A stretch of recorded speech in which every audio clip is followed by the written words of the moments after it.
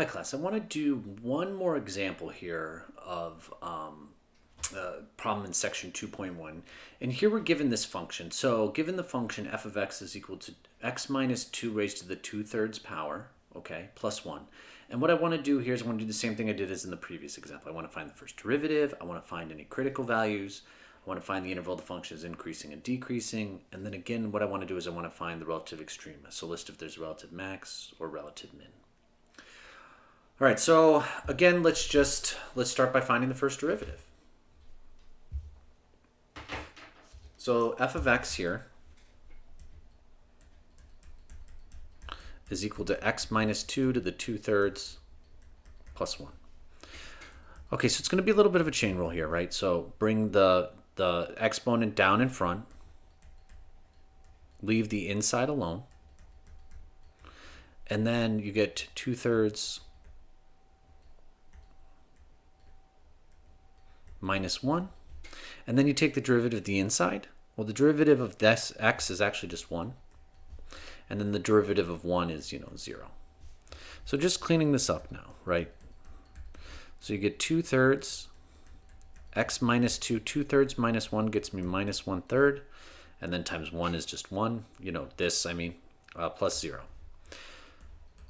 So f prime of x, just to get rid of the negative exponents here, and 1/3, so this is 2 times 3 times the third root, bringing rewriting the 1/3 as the third root of x minus 2.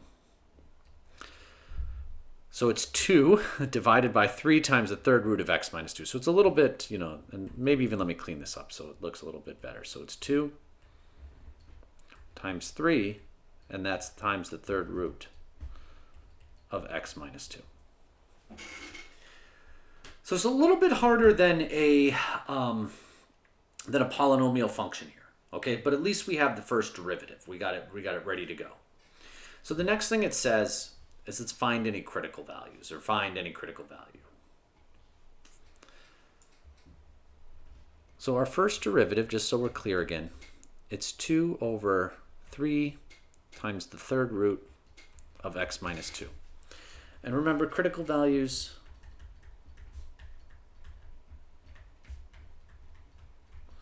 occur where 1, f prime of x equals 0.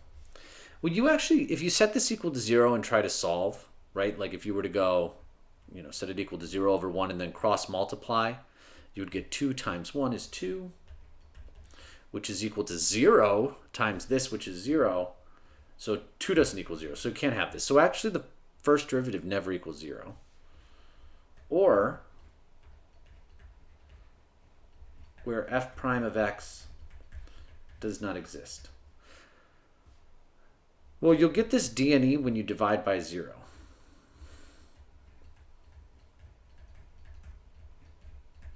Right? So you can never divide by 0. So you got to think what value of x here will cause a divide by 0. Well, if what's underneath the radical is equal to 0, right? So if x is equal to 2, you get 2 minus 2 is 0. Third root of 0 is 0 times 3. So we have a critical value at x is equal to 2.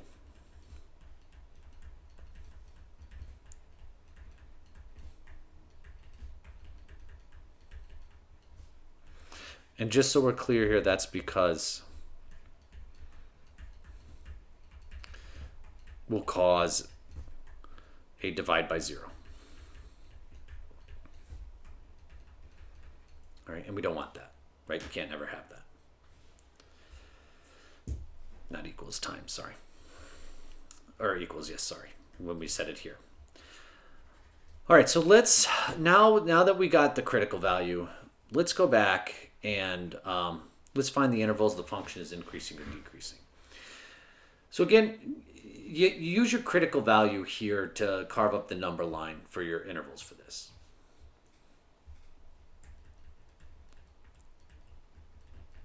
So interval is increasing, decreasing.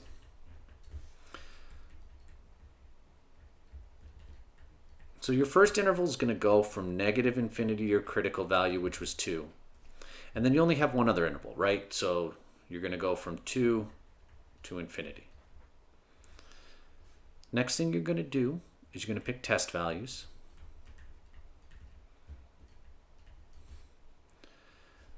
So look, what's an easy number between negative infinity and 2? That's 0. And what's an easy number between 2 and infinity? That's 3. And let me just rewrite the derivative here. 3 times the third root. And what you're interested in is the sign of f prime of x. Okay? So if you take f prime of 0 and you plug 0 into this, remember, you're only interested in the sign. All right, well, it's a positive number divided by, well, if you plug 0 into here, you get 0 minus 2 is minus 2. The third root of minus 2 is a negative number. Negative times a positive is a negative. So you get a positive divided by a negative. That's a negative number. Okay? So what that means is the sign of the first derivative is negative in this interval. So that means the function is decreasing. Okay, here from negative infinity to 2.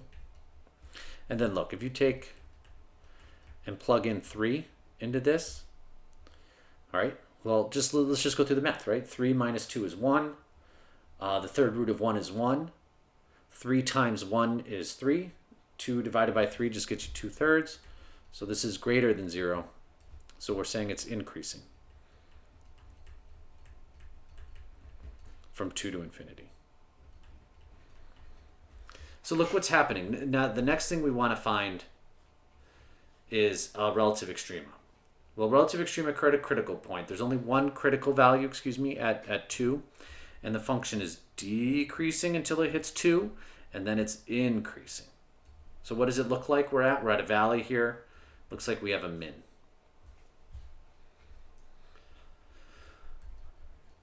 So we have a relative min at this critical value 2.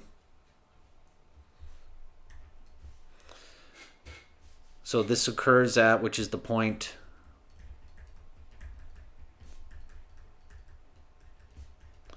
2 comma f of 2. And if you plug 2 into this, in my original function, right, you get 2 minus 2 is 0.